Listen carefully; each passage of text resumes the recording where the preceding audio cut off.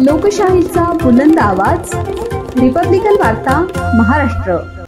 गेल्या काही वर्षांपासून जागेअभावी घरकुल योजनेपासून वंचित राहिलेल्या लाभार्थ्यांना आता मोठा दिलासा मिळण्याची शक्यता आहे।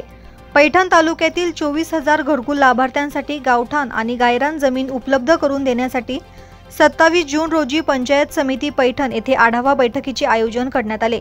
ही बैठक नवनिर्वाचित आमदार विलास बापू भुमरे यांच्या अध्यक्षतेखाली पार पडली।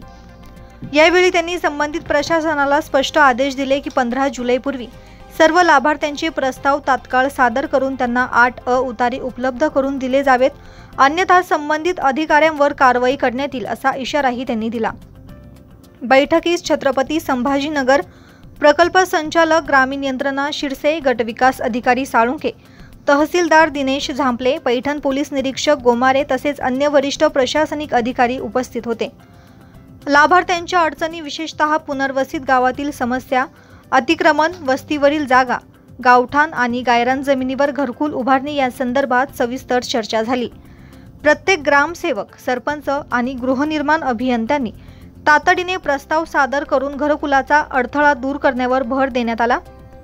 लाभार्थ्यांना कोणताही अडथळा येऊ नये यासाठी सर्व संबंधित अधिकाऱ्यांनी समन्वयाने काम करण्याचे निर्देश आमदार भुमरे यांनी दिले आहेत।